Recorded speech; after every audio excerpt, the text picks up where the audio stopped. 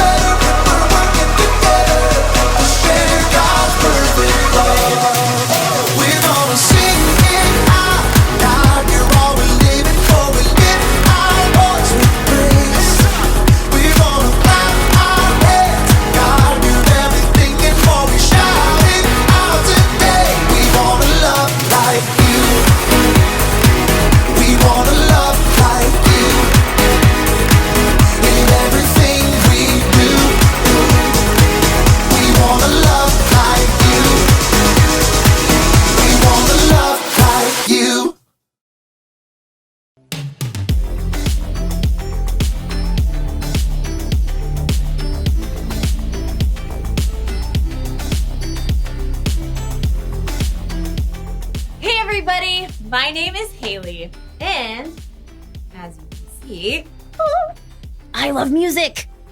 And I mean all kinds of music. Rock music. Country music. Hip hop.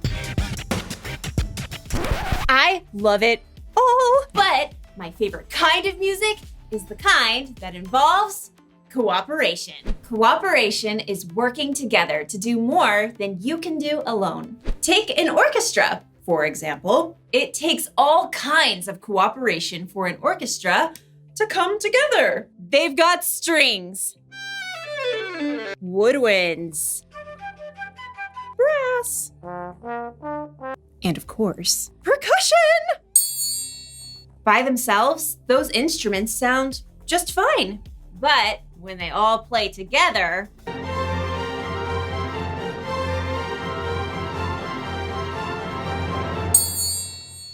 they really make some noise. And music isn't the only place where cooperation makes a difference. Cooperation shows up in sports, at school, at home, and, as we'll see in today's story, in tent building. Really, really, really big tent building. You'll see what I mean. See you soon. The Bible. It's 66 books of history, stories, letters, and poetry that fit together to form God's one big story. The epic adventure of how He created us and loves us so much that He made a way to rescue us. As we travel through the Bible, from Genesis to Revelation, we discover people who met God and found their lives changed forever. Now, for an amazing story, inspired by the book of Exodus. Though the Israelites had been slaves in Egypt for hundreds of years, God had led them to freedom in the desert, and now they had to build new lives and a new place where God could live among them. So God called out to their leader, Moses. Come up to me on the mountain. A thick cloud covered the mountain as God spoke with Moses. Tell the Israelites, you have seen for yourselves how I carried you on the wings of eagles and brought you to myself. Now obey me completely. If you do, then out of all the nations, you will be my special treasure. God gave Moses many rules and laws that would help keep the people safe, but God gave the most detailed instructions for something very special. Have them make a sacred tent for me. I will live among them. Make the holy tent and everything that belongs to it exactly like the pattern I will show you. Okay, ready, taking notes. Make 10 curtains out of finely twisted linen with blue, purple, and bright red yarn. Sew cherubim into the pattern. The curtains must be 42 feet long and 6 feet wide. Make loops out of blue strips. Moses' head must have spun as God gave him very complicated blueprints for a beautiful tent, for all the things that would go inside the tent, and for the elaborate robes the priests would wear. Curtains, lampstands, bowls, altars, incense, ropes. God, I don't even know where to start. God knew Moses couldn't take on this huge job alone. In fact, God already had it covered. Phew. After Moses had heard all of God's instructions, he came down the mountain and told his assistant Joshua, Gather all the people. On it. God is going to make a home right here among us. We'll build an epic, amazing, ginormous tent for God. Who wants to volunteer? Maybe you should be a little more specific. Good point. One thing at a time. Aaron? Moses pointed out his brother standing near the front. Right here! God has chosen you and your sons to serve as priests in the sacred tent. Oh, we're honored, but, we need the tent first. Exactly. We'll need a skilled craftsman to head up the whole project. Moses looked out over the crowd. Bezalel, son of Uri. The name spread through the vast crowd, and in moments, a young man with bright eyes and strong hands leapt off a rock and came forward. Bezalel, son of Uri, tribe of Judah, at your service. God has chosen you to lead everyone crafting the holy tent. Wow. Okay. Gonna need half a second here. Don't worry. God's filled you with His Spirit, with wisdom, understanding, knowledge, all kinds of skill. You're talking about me? Can you make beautiful patterns in gold, silver, and bronze? Well, yes. Can you cut and set stones? Yep, Work with wood? absolutely. Craft as if Pinterest were already a thing? Theoretically, yes. God will give you all the help you need, starting with, Oholiab? Another man stepped up, smile lines crinkling his face. Hey, man, that's me. Yeah, God also had chosen you and given you special skill in all kinds of crafts. Oh, totally rad. And to top it off, God has given both of you the ability to teach others everything you know. All right, we're so on it. We'll train up an entire team. There was just one catch. We need to lay in supplies. Yeah, anyone seen a House Depot? How about tents to go? God will take care of it. We need everyone to help. Please bring an offering for the Lord from what you have. Quickly, people came forward to give to the work of the holy tent.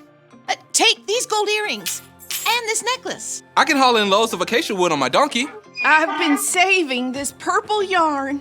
I picked the olives for this olive oil. In fact, the people had brought so much, the workers couldn't use it all. Stop! Please, we have more than enough.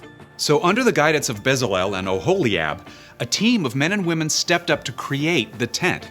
They carved tables and altars and curtain bases. They crafted golden lampstands and bronze bowls. They spun and wove yards and yards of bright-colored linen curtains.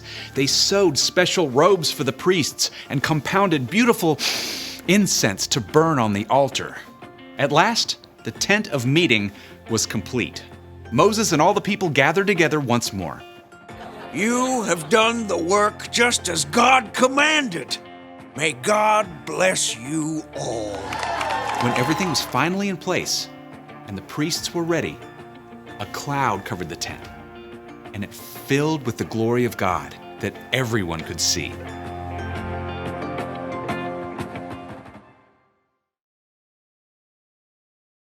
When the Israelites were wandering in the desert, God asked them to build a big tent. A tent we now call the tabernacle, where people could worship God and where God could live. Oops. You heard that right. God wanted to live with the Israelites in the desert inside of a big traveling tent. And God wanted the people to work together to make it. So they needed people with all kinds of different gifts. Designers, people who could sew, people who could work with stone and fine metals. Plus, they needed teachers who could train people how to do all of those things. God knew that if they all worked together, they could make something incredible. God has always been big on cooperation. Think of Jesus. He could do so much on his own. He could work miracles, and yet he chose to work together with a unique group of 12 disciples as he traveled and he taught. God wanted them to work together. And guess what? God wants us to work together too. You see, we are all unique. We all have things we're good at. We could be good at sports, or good at math, or good at coming up with stories. We could be hard workers, or good at solving problems. And by ourselves, we could do just fine. But when we work together, when we use our gifts with the gifts of other people, then we can really make some noise.